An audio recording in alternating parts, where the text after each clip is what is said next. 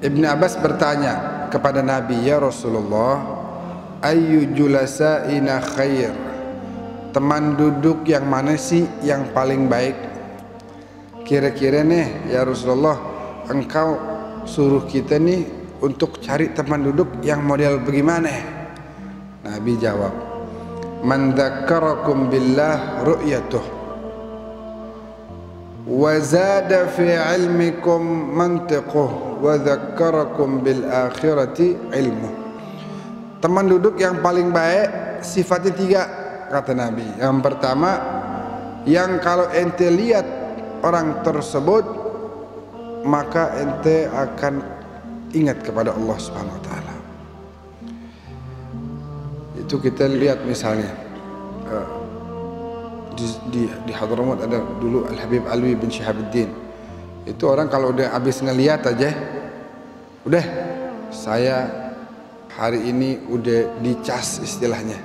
Saya akan semangat dalam ibadah kepada Allah. Berebut orang mau ke situ, mau pandang wajahnya, karena yang mandang wajahnya langsung masuk dalam hatinya zikrullah, ingat sama Allah, semangat ibadah, nggak mau maksiat. Ya, itu baru aulia. Bagaimana Nabi Muhammad SAW, "Man ra'a wajhaka ya Sa'ad ya karimal walidaini hauduka," itu sampai akhir qasidah. Siapa orang pandang wajahnya pasti senang, pasti bahagia. Apa arti senang, apa arti bahagia? Akan penuh hatinya dengan rasa cinta kepada Allah Tabaraka wa Ta'ala. Sahabat bilang, kunna, kita kalau udah muncul nih keinginan bermaksiat, buru-buru kita datang ke Masjid Nabawi, kita pandang wajah Nabi. Dulu sahabat begitu, tiba-tiba ada keinginan nih, ya namanya kan bisikan syaitan terus ada tuh, ini mau maksiat mungkin, buru-buru ke Masjid Nabi, pandang wajahnya, hilang tuh keinginan bermaksiat.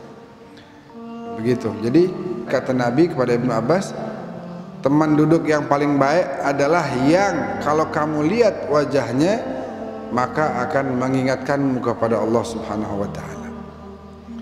Jangan sampai kita punya teman yang justru menjauhkan kita dari Allah. Memandang orang yang cinta dunia akan menghapus kecintaan akhirat dalam hati kita. Bagaimana ente duduk bareng, bagaimana ente kumpul bareng. Memilih orang untuk jadi teman kita itu adalah kunci kehidupan kita. Gimana kita ke depan ya tergantung sekitar kita. Kan sering tuh dipakai tuh contoh orang yang dekat sama tukang minyak wangi keikutan wangi, ya gitu kan.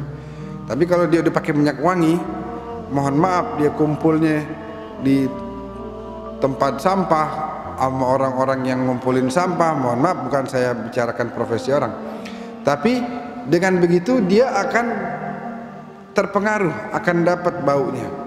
Saya bukan bicara kerjaannya, ini kerjaan yang mulia, yang baik, yang aziz, tapi memang secara fakta bahwa itu menjadikan orang yang kerja tersebut akan terpengaruh dengan kotoran-kotoran yang ada.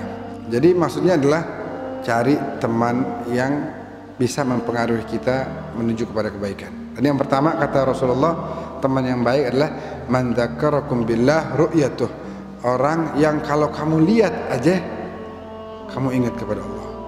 Yang kedua, wazada fi ilmikum mantiquh, orang yang kalau kamu duduk bareng dia, dia akan nambah ilmumu.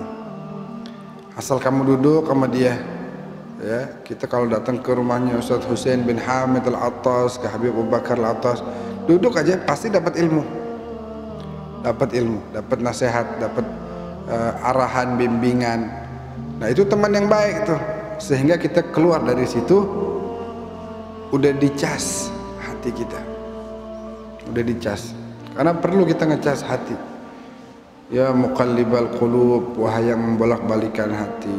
Karena hati begitu. Al-qalb, hati bolak-balik. Tsabbit, minta ya Allah mantapkan hati saya. Nah, cara gimana kita bisa punya hati ini mantap? Di antaranya dengan tadi mujalasatul auliya wa suhbatus salihin. Dan ciri yang ketiga adalah wa dzakkarakum bil akhirati ilmu, orang yang pembicaraannya selalu menjadikan kita ingat kepada akhirat. Yang asal dia ngomong kita langsung teringat akhirat. Ya, fokus kita terus menerus bagaimana mempersiapkan kehidupan akhirat. Teman duduk yang baik cirinya seperti itu. Kalau ada teman duduk yang dia nggak takut kepada Allah, bagaimana tuh? Nah, seperti doanya Sayyidina Syekh Abu Bakar bin Salim, Allahumma inni akhafu minka wa akhafu mimman yakhafu minka wa akhafu mimman la yakhafu minka.